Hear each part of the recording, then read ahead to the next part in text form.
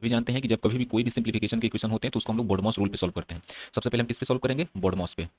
ठीक है, यानी कि सबसे पहले हमारा ब्रैकेट ऑफ होता है, क्वेश्चन को लिख लेते हैं। 1/2 -2/3 -4/5 है। तो सबसे पहले ब्रैकेट के हम लोग अंदर के जो भी हमारे पास फ्रैक्शन है इसको सॉल्व करते हैं। Hello friends, welcome to SRD star classes. ऐसा करते हैं कि आज हम लोग सीटेट 2022 का जनवरी में जो पेपर हुआ था उसका मैथमेटिक्स के कुछ क्वेश्चन को चेक करते हैं। देखिए, आपको बहुत ज़्यादा मेहनत इसमें करने की ज़रूरत है नहीं। आप ऐसा कीजिए कि केवल प्रीवियस ईयर क्वेश्चन को आप लोग देख लीजिए, बाकी आसानी से आपका सीटेट क्वालिफाई हो जाएगा, क्योंकि अभी तक इसका पैटर्न आपका चेंज नहीं हुआ है। पैटर्न चेंज होगा तब थोड़ी बहुत दिक्कत हो सकती है, लेकिन अभी तक पैटर्न इसका चेंज नहीं हुआ है। तो आइए शुरू करते हैं। तो सबसे पहले देखते हैं कि सबसे पहला हमारा क्वेश्चन मैथ का है क्या। तो इसमें सबसे पहला हमारा क्वेश्चन क्या दे रखा है? सबसे पहला क्वेश्चन दे रखा है कि एक स्कूल में 96 शिक्षिकाओं में से, ये कह रहा है कि एक स्कूल में 96 शिक्षिकाओं में से 3/8 शिक्षिकाएं उच्च स्कूली कक्षाओं में पढ़ाती हैं। यदि उच्च स्कूली शिक्षिकाओं का 2/9वां भाग गणित शिक्षिकाएं हैं, तो वह स्कूल शिक्षिकाएं जो गणित नहीं पढ़ाती हैं उनकी संख्या क्या है? तो बहुत ही इंटरेस्टिंग क्वेश्चन है, बहुत ही इजी सा क्वेश्चन है। इसमें सबसे पहले हमको क्या कह रहा है? इसमें सबसे पहले हमको टोटल टीचर्स की संख्या दे रखा है। टोटल टीचर की संख्या कितनी है? 96 है। अब इस 96 में से कह रहा है कि 3/8 जो शिक्षिकाएं हैं वो उच्च स्कूली शिक्षिकाएं के लिए हैं। यानी कि जो मान लीजिए कि ये हाई स्कूल की जो टीचर हैं वो कितना है? 96 का 3/8 है। यहाँ से जब हमने इसको चेक किया तो ये कितना आ गया? 12 3 जा 36, यानी कि 36 टीचर्स ऐसे हैं जो उच्च स्कूल में पढ़ा रही हैं। ठीक है, उच्च स्कूली कक्षाओं में पढ़ा रही हैं। आगे कह रहा है कि उच्च स्कूली शिक्षिकाओं का 2/9वां भाग, यानी कि ये जो टोटल 36 शिक्षिकाएं हैं इसका 2/9वां भाग केवल गणित पढ़ाती हैं। तो 36 का हम 2/9वां भाग निकाल लेते हैं, यानी कि 9 4 जा और 4 2 जा 8, यानी कि 8 टीचर्स ऐसे हैं जो आपको मैथमेटिक्स पढ़ा रहे हैं। ठीक है, अब कह रहा है तो वह उच्च शिक्षिकाएं जो गणित नहीं पढ़ाती हैं। अब इसमें जो गणित नहीं पढ़ाती हैं तो भैया गणित कितनी पढ़ा रही हैं? गणित तो 8 पढ़ा रही हैं। और टोटल शिक्षिकाएं कितनी हैं उच्च में? 36 हैं। तो हमने क्या किया, जब 36 में से 8 को माइनस किया तो हमको पता चल गया कि 28 ऐसे हमारे पास शिक्षिकाएं हैं जो कुछ मतलब गणित को पढ़ा ही नहीं रही हैं। यानी कि 28 इसका क्या हो जाएगा? राइट आंसर होगा। तो इसका यदि चेक करें ऑप्शन, तो इसका ऑप्शन सबसे पहला है नहीं, दूसरा है नहीं, ये ऑप्शन तीसरा हमारा क्या है? 28। और यही हमारा क्या हो जाएगा? यही हमारा राइट आंसर हो जाएगा। ठीक है, चलिए नेक्स्ट क्वेश्चन पे मूव करते हैं। नेक्स्ट क्वेश्चन कह रहा है ये हमको एक इक्वेशन दे रखा है। ठीक है, इक्वेशन दे रखा है, इसको हमको सॉल्व करना है। तो चूंकि आप सभी जानते हैं कि जब कभी भी कोई भी सिंप्लीफिकेशन के इक्वेशन होते हैं तो उसको हम लोग बोडमॉस रूल पे सॉल्व करते हैं। सबसे पहले हम किस पे सॉल्व करेंगे? बोडमॉस पे। ठीक है, यानी कि सबसे पहले हमारा ब्रैकेट ऑफ होता है, क्वेश्चन को लिख लेते हैं। 1/2 -2/3 -4/5 है। तो सबसे पहले ब्रैकेट के हम लोग अंदर के जो भी हमारे पास फ्रैक्शन है इसको सॉल्व करते हैं। तो यदि फ्रैक्शन तो शायद आपको सॉल्व करने सबको आता होगा। तो देखिए हम इसको सॉल्व करते हैं। इसके पहले जो भी था हमने एज इट इज़ लिख लिया है।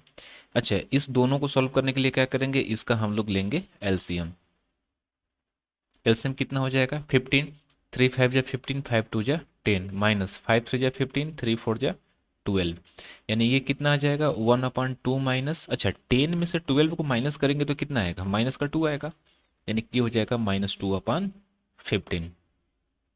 अब सिंपल सा है, माइनस के साथ ब्रैकेट ओपन कर लेते हैं। तो रूल्स क्या कहता है कि जब कभी भी ब्रैकेट के बाहर माइनस का साइन हो तो ब्रैकेट में जितने भी साइन हैं, प्लस है तो माइनस में, माइनस है तो प्लस में, वो सब चेंज हो जाते हैं। तो चलिए माइनस के साथ ब्रैकेट ओपन करेंगे तो 1/2 माइनस इंटू माइनस क्या हो जाएगा? +2/15। अब इसको हम लोग क्या करते हैं? इसको अब हम लोग करते हैं सॉल्व। जब हम इसको सॉल्व करेंगे तो हमारे पास कितना मिल जाएगा? एलसीएम हो जाएगा 30, और 2 15 जा 50 +15 2 जा, और 2 2 जा 4, ये कितना आ गया? 19/30। इसका आंसर कितना आ गया? 19/30। तो इसका आइए ऑप्शन चेक करते हैं। तो पहला ऑप्शन हमारे पास दे रखा है कितना? पहला ऑप्शन दे रखा है हमारे पास 13/30, तो ये है नहीं। 3/10 है नहीं। और थर्ड हमसे क्या कह रहा है? थर्ड कह रहा है 39/30, ये भी है नहीं। ऑप्शन नंबर 4 हमारा क्या है? 19/30, यानी कि इसका ऑप्शन नंबर 4 क्या हो जाएगा? राइट आंसर होगा। ठीक है, चलिए वीडियो पसंद है तो लाइक ज़रूर किया कीजिए। चलिए तीसरा क्वेश्चन देखते हैं। इसमें से कह रहा है, ये थर्ड क्वेश्चन कह रहा है कि संख्याओं, यानी कि संख्या दे रखा है, संख्या दे रखा है 4782 और 32170 में 7 के अंकित मूल्यों के बीच का अंतर। देखिए इसमें अंकित मूल्य कह रहा है, तो देखिए हमारे पास इसको चेक करने के लिए एक तो हमारे पास होती है फेस वैल्यू, जिसे आप लोग अंकित मूल्य हम लोग हिंदी में बोल लेते हैं, ठीक है, अंकित मूल्य, अंकित मान कह लेते हैं। एक होती है प्लेस वैल्यू, प्लेस वैल्यू इसको कहते हैं स्थानीय मान, स्थानीय मान, इसको अंकित मूल्य भी बोल देते हैं, और इसको कभी कभी यदि हम लोग प्लेस और फेस वैल्यू की बात करें तो इसको जातीय मान भी बोला जाता है, जातीय मान। अच्छा, फेस वैल्यू किसी भी संख्या का, आपके पास कोई भी नंबर दुनिया का दे दे, मान लीजिए कि हमने रैंडम कोई नंबर लिख लिया 37859, और इसमें से हमने ये पूछ दिया आपसे कि इसका फेस वैल्यू 3 का क्या होगा, तो याद रखिए दुनिया में चेहरा कभी किसी का नहीं बदलता है, यदि मेरा चेहरा जैसा है वैसा ही रहेगा, वैसे ही थ्री थ्री का चेहरा जैसा है वैसा ही रहेगा, यानी कि इसका फेस वैल्यू क्या हो जाएगा, केवल 3 ही होगा। बदलता है क्या है, तो प्लेस बदलता है, जैसे अभी मैं यहाँ हूँ तो किसी और प्लेस पे भी जा सकता हूँ, वैसे ही 3 का यहाँ प्लेस वैल्यू क्या हो जाएगा, यदि प्लेस वैल्यू पूछता स्थानीय मान तो देखिए किस पे है, वंस, टेंस, 100,000, 10,000, यानी 3 × 10,000, तो ये हो जाएगा 30,000, यानी इसका प्लेस वैल्यू कितना हो जाएगा, 30,000 हो जाएगा, लेकिन फेस वैल्यू हमेशा क्या रहेगा, नंबर इटसेल्फ रहता है। चलिए, तो इसमें हमारे पास नंबर क्या है 4782, तो इसका 7 का फेस वैल्यू तो 7 ही होगा, और दूसरे में भी 7 का क्या होगा, 7 ही होगा, और दोनों का डिफरेंस हमसे पूछ रहा है, तो 7 - 7 कितना हो जाता है, 0 हो जाता है, ठीक है। और ये ऑप्शन नंबर कौन सा है, ऑप्शन नंबर आपका है ये 3, ठीक है, ये ऑप्शन नंबर कौन सा है, ऑप्शन नंबर 3, यानी कि इसका राइट आंसर कौन सा हो जाएगा, ऑप्शन नंबर 3। चलिए नेक्स्ट क्वेश्चन पे मूव करते हैं। हाँ, ये क्वेश्चन कुछ इंटरेस्टिंग है। इसमें से कह रहा है कि निम्नलिखित कथनों में से कौन सा पूर्ण संख्याओं के लिए सत्य नहीं है, पूर्ण संख्याओं के लिए सत्य नहीं है। तो सबसे पहले किसकी बात कर रहा है, पूर्ण संख्या का, तो पूर्ण संख्याएं क्या होती हैं, जो जीरो से स्टार्ट होती हैं और काउंटिंग के नंबर में इनफाइनाइट तक चलती हैं, यानी जीरो से लेके नेचुरल नंबर जो भी होता है वो हमारा क्या कहलाता है, पूर्ण संख्या कहलाती है। तो चलिए हमारे पास a + b क्या इक्वल है b + a के, चेक करना है। तो लेट सपोज कि a की जगह रख लिया हमने 1 और b की जगह रख लिया हमने 2। आपको क्या कह रहा है, पूर्ण संख्या कह रहा है, कोई भी वैल्यू रख सकते हैं, ए की वैल्यू कुछ भी रख लीजिए, बी की वैल्यू कुछ भी रख लीजिए, और सब पे चेक कर लीजिए। तो चलिए हमने इसको चेक किया, तो ए प्लस बी क्या बी प्लस ए के इक्वल है, तो ए की वैल्यू 1 + 2 ये हो जाएगा 3 इधर भी, और 2 + 1 ये भी हो जाएगा 3, यानी कि पहला तो ऑप्शन सही है, ठीक है। अच्छा, दूसरा चेक करते हैं। दूसरा हमारे पास क्या दे रखा है भाई, तो दूसरा कह रहा है a - b क्या ये इक्वल होगा b - a के, तो 1 - 2 क्या ये इक्वल है 2 - 1 के, चेक करते हैं। 1 - 2 करेंगे तो माइनस का 1, और यहाँ 2 - 1 करेंगे तो 1, क्या ये दोनों आपस में इक्वल है, ये आपस में इक्वल नहीं है, यानी कि हमारा ऑप्शन नंबर यही मिल गया कि इसमें जो सत्य नहीं है वो कौन सा है, ऑप्शन नंबर 2 है। आप ऐसे क्वेश्चन में हमेशा वैल्यू पुट करके सॉल्व कर लीजिए, इजीली सॉल्व हो जाएगा। चलिए नेक्स्ट क्वेश्चन पे मूव करते हैं। नेक्स्ट क्वेश्चन क्या कह रहा है, नेक्स्ट क्वेश्चन कह रहा है कि जब किसी संख्या को 6 से विभाजित करने के लिए कहा गया तो रानी ने 9 से विभाजित किया और उसे भागफल 21 और शेषफल 3 मिला। अपनी गलती का एहसास होने पर उसने संख्या को 6 से विभाजित किया, अब कितना भागफल और शेषफल मिलेगा। क्वेश्चन बहुत ही इजी है, इसके लिए सबसे पहले हम लोग सीख लेते हैं ये वाला। इसमें हमारे पास भागफल ये होता है, यानी कि जितने टाइम भाग जाता है वो भागफल कहलाता है, जिससे हम लोग भाग देते हैं वो कहलाता है भाजक, और जिसमें भाग देते हैं वो कहलाता है भाज्य, और अंत में जो बचता है वो हमारा क्या कहलाता है, शेषफल। तो इसमें हम लोग जानते हैं कि भाज्य इक्वल क्या होता है, भाज्य इक्वल होता है भाजक गुना भागफल प्लस शेष। इंग्लिश वालों के लिए क्या होता है, तो भाजक को हम लोग बोलते हैं डिवाइजर, और इसको बोलते हैं डिविडेंड, और ये हमारा होता है कोसेंट, और लास्ट में क्या हो जाता है, रिमाइंडर। तो यहाँ से यदि हम लोग डिविडेंड फाइंड करें तो डिविडेंड इक्वल क्या हो जाता है, divisor into quotient plus remainder, ठीक है। तो चलिए इसमें कह रहा है कि सबसे पहले हमको पता कर लेना है कि इसमें डिविडेंड कितना है, क्योंकि 6 से भाग दे के हमको पूछ रहा है कि भागफल और शेषफल कितना मिलेगा। जब वो 9 से डिवाइड कर रही है, यानी कि डिवाइजर जब उसका 9 था, तो उसको जो भी कोसेंट मिला वो कितना मिला था, 21 मिला था, और शेषफल कितना मिला था, 3 मिला था। यहाँ से हमको पता चल गया कि डिविडेंड क्या है। चलिए, तो जब इसको हमने कैलकुलेशन किया तो हमको क्या पता चला भैया, तो हमको पता चला कि ये डिविडेंड मिल रहा है 189 + 3, यानी कि ये कितना हो गया, 192। तो यहाँ से पता चला कि जो डिविडेंड था वो हमारा 192 था। अब कह रहा है कि इसी डिविडेंड को अपनी गलती का एहसास होने पर उसने संख्या को 6 से विभाजित किया, यानी कि जो हमारा डिविडेंड आया है, भाज्य आया है, उसको 6 से डिवाइड करने पे भागफल और शेषफल कितना आएगा। तो चलिए 6 से डिवाइड कर लीजिए। हमने क्या किया, 192 को 6 से डिवाइड किया, तो 6 3 जा 18, और ये 1, और 6 2 जा 12। रिमाइंडर तो हमारा जीरो हो गया, यानी कि यहाँ से रिमाइंडर हम देखेंगे तो जीरो, लेकिन क्वोशेंट कितना आ गया, 32। तो हमको चेक करना है कि कौन सा ऐसा ऑप्शन है जिसमें हमारा रिमाइंडर जीरो और क्वोशेंट 32 है। तो यहाँ सबसे लास्ट में ही दिख रहा है आंसर नंबर 4। देखिए यहाँ क्वोशेंट आपका 32 और रिमाइंडर जीरो, यानी कि इसका सही ऑप्शन कौन सा हो जाएगा, ऑप्शन नंबर 4। ठीक है, चलिए नेक्स्ट क्वेश्चन की तरफ बढ़ते हैं। इसमें कह रहा है कि निम्नलिखित में कौन सा तुल्य भिन्न का जोड़ा है, निम्नलिखित में कौन सा तुल्य भिन्न का जोड़ा है। अच्छा, तुल्य भिन्न का मतलब होता है लाइक फ्रैक्शन। ये तो क्लास 3 और 4 से दिया है, ये बहुत इजी क्वेश्चन है। अच्छा, एक होता है लाइक फ्रैक्शन, एक होता है अनलाइक फ्रैक्शन। यदि फ्रैक्शन की बात करें तो लाइक फ्रैक्शन कौन सा होता है भैया, यदि हमारे पास दो फ्रैक्शन है, दो फ्रैक्शन, यदि दो फ्रैक्शन है उसके डिनोमिनेटर, डिनोमिनेटर यानी कि हर क्या हो, इक्वल हो। डिनोमिनेटर जब कभी भी दो फ्रैक्शन का इक्वल होता है तो उसे हम लोग लाइक फ्रैक्शन कहते हैं। और जब कभी भी जो डिनोमिनेटर होगा किसका, यानी कि जो हर होगा वो अनइक्वल होगा, यानी कि इक्वल नहीं होगा, तो उसे हम लोग अनलाइक फ्रैक्शन कहते हैं। तो हमको इसमें चेक क्या करना है, जो दोनों फ्रैक्शन इसमें दिया है किसका, दोनों फ्रैक्शन का जो डिनोमिनेटर है इक्वल है। तो पहला जो हमारे पास ऑप्शन दिया है, एक डिनोमिनेटर 3 है, एक दिया है 2, तो ये तो अनलाइक हो गया, और हमको क्या करना है, लाइक ढूंढना है। दूसरा में 2 और 8 दिया है, ये भी अनलाइक हो गया। ठीक है, और थर्ड हमारे पास क्या दे रखा है भैया, तो थर्ड हमारे पास दे रखा है 4 और 7, ये भी हमारे पास अनलाइक हो गया। तो वैसे ही ऑप्शन नंबर 4 हमको मिल गया। देखिए यहाँ पे दोनों का डिनोमिनेटर 4 है, यानी कि option number 4 is the right answer. ठीक है, चलिए नेक्स्ट क्वेश्चन की तरफ मूव करते हैं। ये कह रहा है निम्नलिखित में से कौन सी संख्याएं पूर्ण घन नहीं है, कौन सी संख्याएं पूर्ण घन नहीं है, यानी परफेक्ट क्यूब नहीं है। तो परफेक्ट क्यूब क्या होता है, एक्स का पावर 3 होता है, यही ना होता है। तो मान लीजिए कि ये एक्स का पावर 3 इक्वल दे रखा है 729, तो यहाँ से पता चलेगा कि एक्स की वैल्यू कितनी आ जाएगी, 9 आ जाएगी। यानी कि जो 729 है ये 9 का परफेक्ट क्यूब है। अच्छा, सेकेंड चेक करते हैं। सेकेंड हमारे पास दे रखा है 10,000, तो ये भी हमारा 10 का परफेक्ट क्यूब है।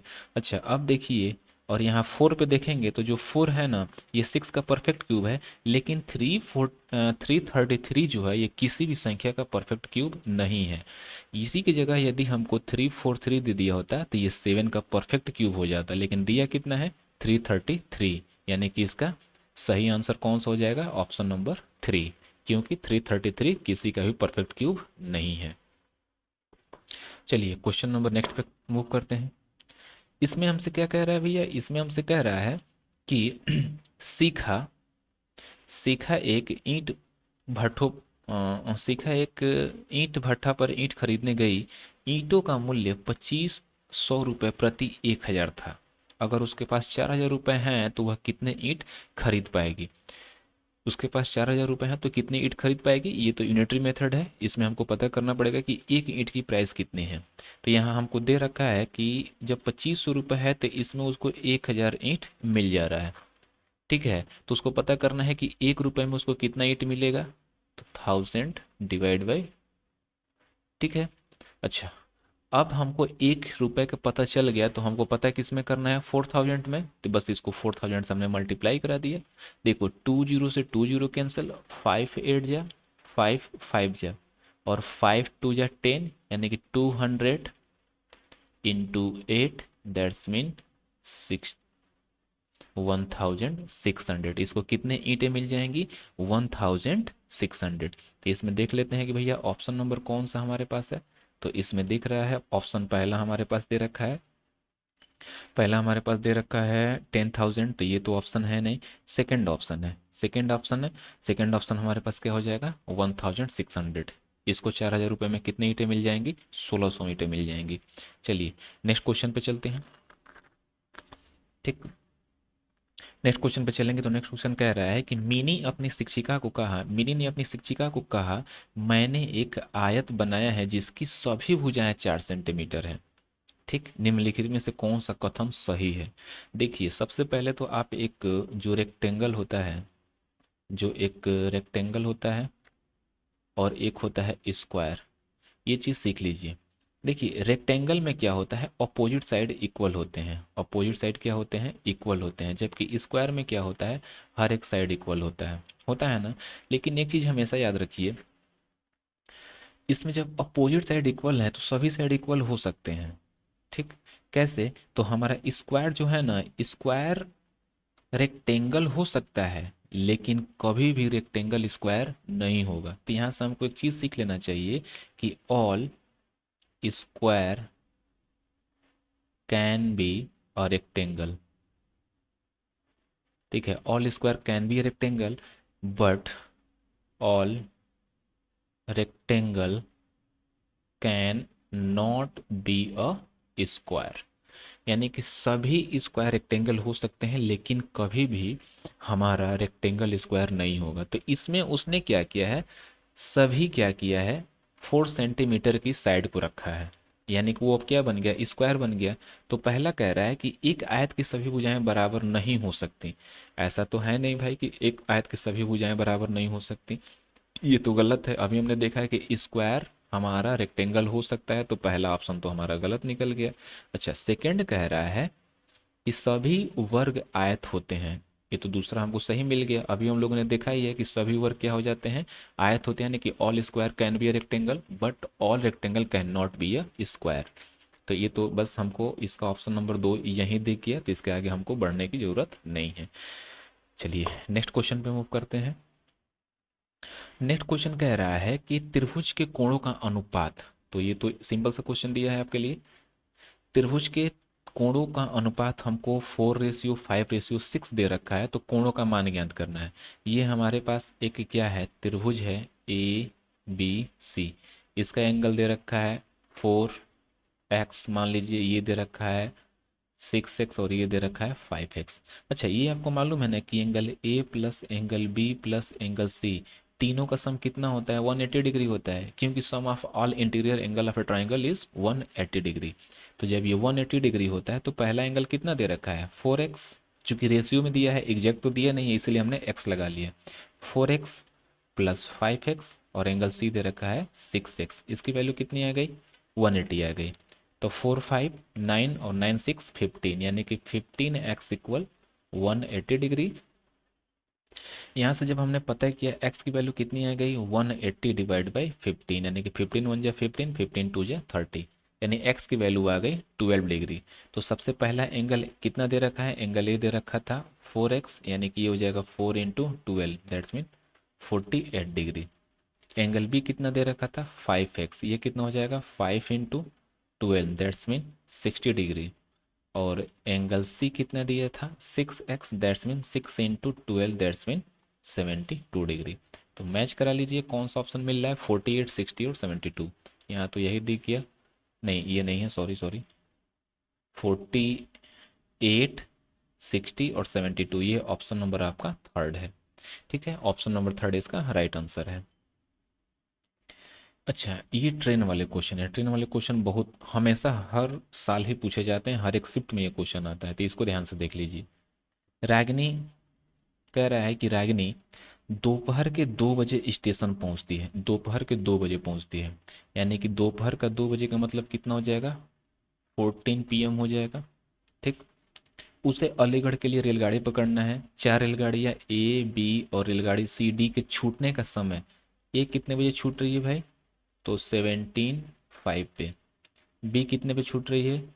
432। अच्छा, यहाँ 432 दे रखा है, इसका मतलब ये आपका क्या हो जाएगा, ये एम हो जाएगा। ठीक है। अच्छा, सी, रेलगाड़ी सी की टाइमिंग क्या है? 1830। 1830 है, यानी कि ये भी पीएम है। और रेलगाड़ी डी का समय दिया है 1915, ये भी पीएम है और ये भी पीएम है। अच्छा, आगे कह रहा है कि उसे कौन सी रेलगाड़ी लेनी चाहिए ताकि उसे कम समय के लिए इंतजार करना पड़े। अच्छा, यानी कि 4 ट्रेन है उसके पास ऑप्शन में जाने के लिए अलीगढ़, और चारों ट्रेन का समय दे रखा है, वो 2 बजे पहुंच जा रही है। अब बताना है कि सबसे पहला वो कौन सा ट्रेन होगा जिसके लिए उसको स्टेशन पे कम इंतजार करना है। चलिए। अच्छा, 14 PM का मतलब 2 बजे, यानी कि 2 PM पे। अच्छा, सबसे पहले तो ये एएम वाला है, तो एएम वाला तो ऑप्शन होगा ही नहीं क्योंकि ये सुबह की ट्रेन है और ये दोपहर में पहुंच रही है। तो ये तो ऑप्शन भी ऐसे ही एलिमिनेट हो गया। ठीक है, तो ये तो ऑप्शन होगा नहीं। पहला 17:05, इसका मतलब कितना हो जाएगा? 5:05। यदि वो 2 बजे पहुंचती है और 5:05 वाली ट्रेन पकड़ेगी तो इसको 3 घंटे 5 मिनट का इंतजार करना पड़ेगा। चलिए। सी, 18:30, यानी कि 6:30। तो इसको कितने इंतजार करना पड़ेगा? 4 घंटे 30 मिनट। ठीक। अच्छा, ऑप्शन डी कह रहा है 19:15, यानी कि 7:15। तो इसके लिए कितने इंतजार करना पड़ेगा? 5 घंटे 15 मिनट। अब ये बताइए, वो 3 घंटे वाली ट्रेन पकड़ेगी कि 4 घंटे इंतजार करके, कि 5 घंटे? जाहिर सी बात है कि 3 घंटे वाली, क्योंकि सबसे कम समय इंतजार कर रहा है। तो रेलगाड़ी ए जो है वो पकड़ेगी, कितने बजे पकड़ेगी? 17:05 पे, यानी 5:05 पे। तो इसका ऑप्शन क्या हो जाएगा? Option number A. चलिए, नेक्स्ट क्वेश्चन चेक करते हैं। ये कह रहा है कि रीता अपने क्षेत्र के वार्ड की सदस्य है। अच्छा, नेताजी हैं ये। वह 11 फीट गुणे 16 फीट आकार का एक सामुदायिक कमरा बनाना चाहती है। फर्श पर टाइलें लगाने के लिए उसके पास 4 विकल्प हैं। पहला विकल्प है कि 1x5x1x5 का टाइल्स लगाए। दूसरा विकल्प है 2x2 का टाइल्स लगाए। तीसरा विकल्प है कि 2.5x2 का क्या लगाए, टाइल्स लगाए। और थर्ड विकल्प यानी फोर्थ विकल्प है 3x3 का। अब इसमें कह रहा है कि सामुदायिक कक्ष के लिए उन्हें किस आकार की टाइल खरीदनी चाहिए ताकि वह टाइल बिना काटे बिछा सके। जाहिर सी बात है कि ये यदि हमारे पास ये कोई कमरा है और इसमें यदि आप टाइल्स बिछाना चाहते हैं तो सबसे पहले हमको पता करना पड़ेगा कि इसका एरिया कितना है। भाई उसी एरिया पे ही तो हम लोग उसको फिक्स करेंगे। तो एरिया इसका डायमेंशन दे ही रखा है 16x11, तो हमने पता किया तो इसका कितना हो जाएगा? एरिया क्या होता है? 16x11 हो जाएगा एरिया। इसका क्षेत्रफल क्या होता है? लंबाई गुणा चौड़ाई होता है। तो जब हमने देखा तो ये 176 सेंटीमीटर स्क्वायर इसका क्या निकल गया? एरिया निकल गया। ठीक है, 176 इसका क्या निकल गया? सेंटीमीटर स्क्वायर इसका एरिया निकल गया। अब आप बताइए इसमें से कौन सा वो टाइल्स लगाएगी जिससे कि वो काटना उसको न पड़े। आइए चेक करते हैं। तो हम क्या करेंगे, जो भी क्षेत्रफल है उसको हर एक डायमेंशन से डिवाइड करेंगे। यानी कि पहला जो 1.5x1.5 है इसका कितना एरिया आ जाएगा? तो ये हो जाएगा 2.25। ठीक है, और इसका कितना आ जाएगा? 4 सेंटीमीटर स्क्वायर हो जाएगा। और ये कितना हो जाएगा? 6.25 हो जाएगा। और ये कितना हो जाएगा? 9 सेंटीमीटर स्क्वायर। अच्छा, ये बताइए कौन सी ऐसी संख्या है जिससे वो पूरा डिवाइड हो जाएगा? तो 176 4 से ये कम्प्लीटली डिविजिबल है। 4 4 जा 4 4 जा, यानी कि 44 टाइल्स में वो इसको पूरी तरीके से कवर कर लेगी। इसका ऑप्शन नंबर 2 है। हालांकि यदि देखिएगा ना तो इसको ऑफिशियली आंसर की से मैच कराइएगा तो इसका आंसर 9 दिया है। 9 का मतलब है कि इस क्वेश्चन के लिए हर एक स्टूडेंट को 1 नंबर दे दिया गया है। ठीक। चलिए, नेक्स्ट क्वेश्चन पे मूव करते हैं। नेक्स्ट क्वेश्चन ये कह रहा है कि सुश्री रेणु ने अपने छात्रों को 8 समूह में विभाजित किया। कितने समूह में भैया?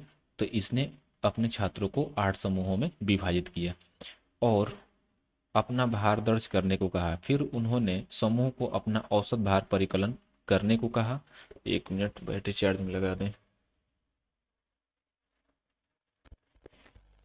ठीक है, भार परिकलन करने को कहा। समूह अ जिसमें 8 विद्यार्थी हैं, ठीक है,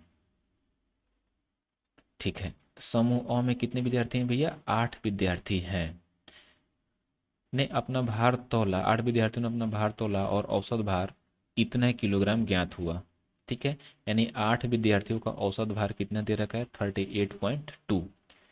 उसके बाद उन्हें पता लगा कि उन्होंने एक विद्यार्थी का गलत भार प्रयोग किया है, यानी एक विद्यार्थी ऐसा है जिसका भार उन्होंने गलत ले लिया है। कितना लिया है भैया? तो उन 25.9 किलोग्राम की जगह पे उन्होंने 29.5 किलोग्राम ले लिया है। अच्छा, यानी कि इन्होंने अधिक ले लिया है, तो जितना अधिक लिया है क्या करेंगे? पूरे भार में से इसको माइनस कर देंगे तो हमको पता चल जाएगा। तो सबसे पहले हम लोग चेक करते हैं कि टोटल भार कितना है। टोटल भार क्या होता है? टोटल वेट क्या हो जाएगा? तो एवरेज इनटू टोटल नंबर।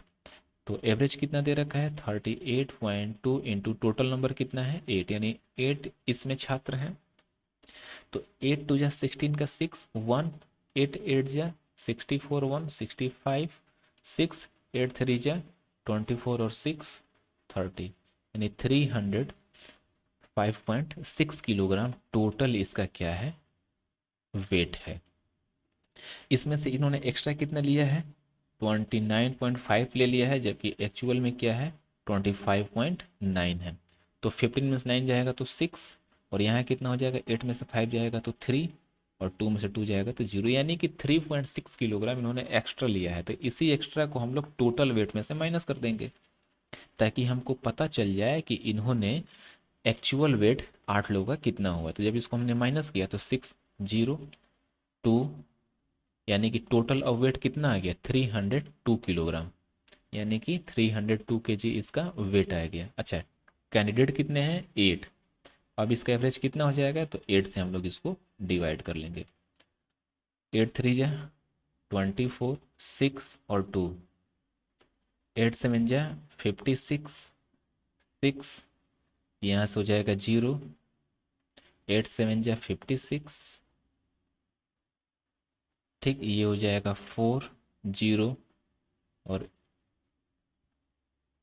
ये हो जाएगा 8 5 जा 40, यानी 37.75 केजी अब इनका एक्चुअल एवरेज हो जाएगा। क्या चीज़? इनके वेट का, यानी कि औसत भार कितना हो जाएगा? समूह का सही औसत भार 37 पॉइंट कितना आया है? 37.75, 37.75, जो कि ऑप्शन नंबर कौन सा है भैया? ऑप्शन नंबर 1 है, ठीक है। ऑप्शन नंबर 1 इसका करेक्ट आंसर है, ठीक है। चलिए नेक्स्ट क्वेश्चन की तरफ मूव करते हैं। नेक्स्ट क्वेश्चन बड़े ही लॉजिक दे रखा है। कह रहा है कि नीचे दिए गए पैटर्न का अवलोकन कीजिए और अगला पद ज्ञात कीजिए। ये दे रखा है 9 माइनस 1, जितना आया है उसको 8 से डिवाइड कराया है तो 1 निकला है। तो 9 माइनस 1 यानी कि 8 डिवाइड बाई 8 कितना हो गया? 1। पहला ये है। दूसरा क्या है? 9 8 2 डिवाइड बाई 8 यानी कि 2। ओहो, ये देखिए 1 1 2 1 2 3 1 2 3 4, तो यहाँ आना चाहिए 1 2 3 4 5। तो सबसे पहले चेक कीजिए कि 1 2 3 4 5 किस में है। तो भैया पहला ऑप्शन में है नहीं, दूसरा तीसरा चौथा, 3 ऑप्शन दिखाई दे रहा है। चलिए, यानी कि इसको आगे सॉल्व करना पड़ेगा।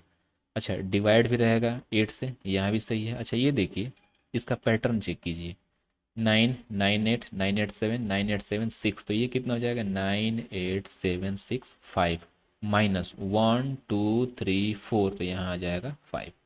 अब चेक कर लीजिए किस में दिया है 5 से डिवाइड करने के लिए। ये रहा, 5 से डिवाइड करने के लिए दिया है ऑप्शन नंबर 4, यानी इसका सही आंसर कौन सा हो जाएगा? ऑप्शन नंबर 4, ठीक है। चलिए नेक्स्ट क्वेश्चन की तरफ मूव करते हैं। ये इसमें दे रखा है कि प्रियांशु के पास ₹10 और ₹20 के नोट हैं।